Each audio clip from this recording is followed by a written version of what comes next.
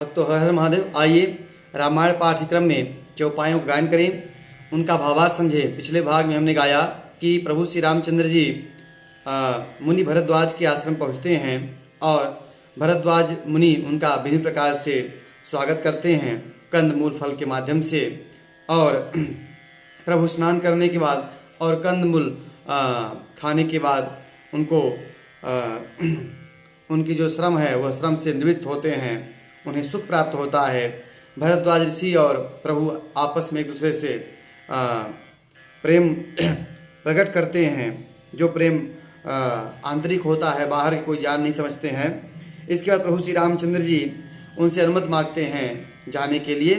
आइए उन्हीं क्रम में हम चौपाइयों का गायन करें, उनका भावार्थ समझें।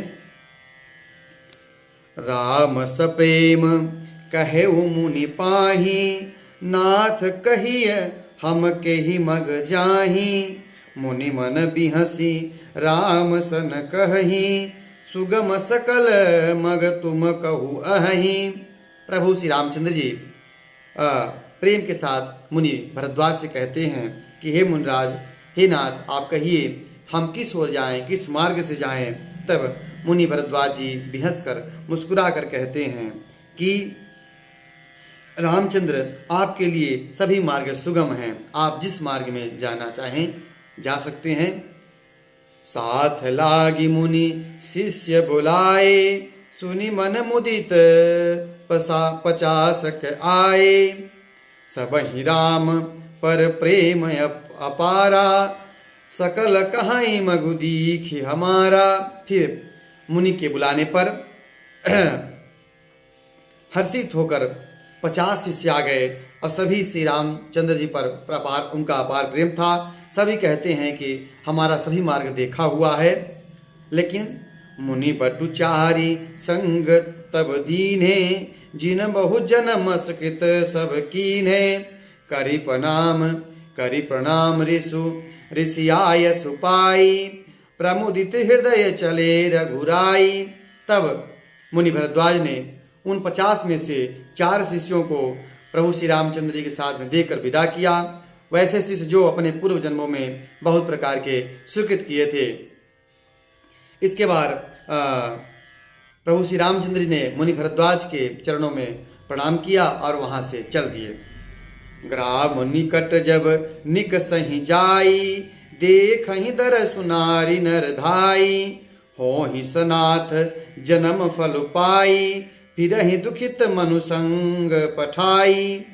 जब वे किसी ग्राम और नगर से निकलते तब वहाँ के स्त्री पुरुष दौड़कर उनके रूप को देखते और वह अपने आप को सनाथ समझते और ऐसा मानते कि उन्होंने अपने कई जन्मों का पुण्य फल प्राप्त कर लिया है। और मन को प्रभु श्री रामचंद्र जी के साथ भेजकर वह दुखी होकर वहाँ से लौटते। विदा किए बट विनय करी, फिरे पाई मन काम। उतरि नहाए जमुन जल, जो शरीर सम श्याम। तदंतर श्री रामचंद्र जी ने विनती करके चारों ब्रह्मचारियों को विदा किया। वे वनचाही वस्तु भक्ति पाकर प्रभु श्री रामचंद्र जी की वापस लौटे। यमुना जी के पार उतरकर सबने यमुना जी में स्नान किया, जो श्री रामचंद्र जी के शरीर के समान ही श्याम रंग की हैं। सुनत तीर बासी नर नारी, धाये निज निज काज बिसारी। लखन राम सिय सुंदरताई, देख करहि निज भाग्य बढ़ाई। यमुना जी किनारे पर रहने वाले स्त्री पुरुष यह सुनकर कि निषाद राज के साथ 2 सुंदर सुकुमार और एक सुंदरी आ रही हैं, सब अपना अपना काम भूल कर छोड़कर उनका सौंदर्य देखने के लिए दौड़े। और प्रभु श्री रामचंद्र जी माता जानकी लक्ष्मण कुमार की सुंदरता को देखकर सब अपने भाग्य की बड़ाई करते हैं। अति लालसा बसही मन माही, नाथ गाँव बूझत सकुचाही। अति लालसा बसही मन माही, नाउ गाँव बोझत सकुचाही। ते तिन बहु बर बिरिध सयाने, तिन करि जुगति राम पहिचाने। उनके मन में प्रभु श्री रामचंद्र जी को पहचानने की बहुत लालसा भरी है, लेकिन वह सकुचाने के कारण प्रभु श्री रामचंद्र जी और लक्ष्मण कुमार जी का पता ना होगा पूछने में सब चाहते हैं, लेकिन जो वयोवृद्ध हैं, चतुर हैं, वह श्री रामचंद्र जी को युक्ति से पहचान लिया। सकल कथा तिन सब ही सुनाई, बन ही चले पित आय सुपाई। सुन स विषाद सकल पछताही, रानी राय कीन भल नाही। उन्होंने सब लोगों को कथा सुनाई कि यह पिता की आज्ञा पाकर वन को आए हैं। यह सुनकर वहाँ के लोगों को काफ़ी विषाद हुआ, काफ़ी दुख हुआ, और वो लोग ऐसा कहते हैं कि राजा और रानी ने अच्छा नहीं किया। तेहि अवसर एक ताप सुहावा, तेज पुंज लघु बयस सुहावा। कवि अलखित गति बेशु विरागी, मन क्रम वचन राम अनुरागी। इसी अवसर पर एक वहाँ तपस्वी आया जो तेज पुंज, छोटी अवस्था का सुंदर था। उसकी गति कभी नहीं जानते हैं। वह वैरागी भेष में था, मन क्रम वचन और कर्म से श्री रामचंद्र जी का प्रेमी था। सजल नयन तल पुलकी, निज इष्ट देव पहचानी। पर उदंड जिम धरन तल, दशा न जाई बखानी। अपने इष्ट देव को पहचान कर उसके नेत्रों में जल भर आया और उसका शरीर पुलकित हो गया। वह दंड की भांति पृथ्वी पर गिर गया और उसकी प्रेम दशा देखकर उसका वर्णन नहीं किया जा सकता है। राम सप्रेम पुलक्यूर लावा, परम रंक जनु पार सुपावा। मनहु प्रेम परमारथ दो, मिलत धरे तनु कह सबको। श्री रामचंद्र जी ने प्रेम पूर्वक पुलकित होकर उसे हृदय से लगा लिया, मानो कोई दरिद्री मनुष्य पारस पा गया हो। यह कोई सब देखकर कहने लगे कि मानो प्रेम और परमार्थ दोनों शरीर धारण करके आपस में मिल रहे हों। बहुरी लखन पायन सोई लागा, लीन उठाई उमगी अनुरागा। पुनिसिय चरण धूरि धरि सीसा, जननी जानी शिशु दीन असीसा।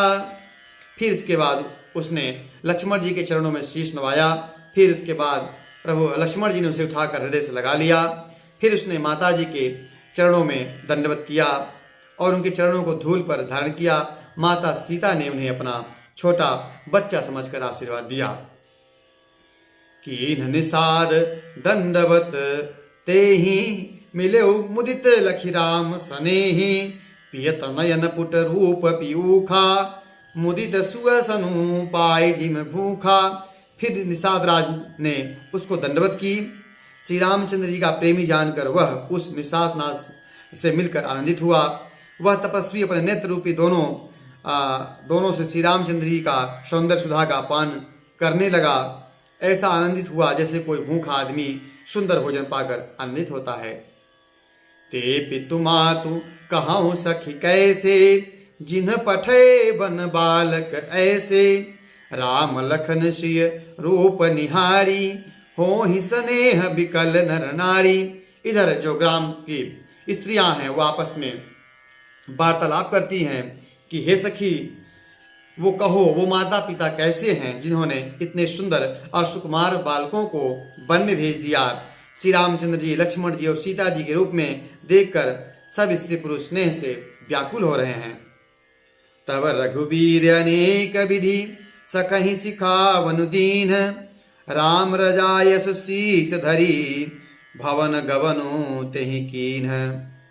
तब श्री रामचंद्र ने सखागु को अनेक तरह से समझाया कि वह अपने घर को लौट जाएं। श्री रामचंद्र जी की आज्ञा को सिर चढ़ाकर उसने अपने घर को गमन किया। आज के था यहीं तक। अगले भाग में हम आगे की प्रभु श्री रामचंद्र जी के वनवास की चौपाइयों का गायन करेंगे, उनका भावार्थ समझेंगे। कथा अच्छी लगी हो तो YouTube चैनल को सब्सक्राइब करें, इस वीडियो को लाइक करें। हर हर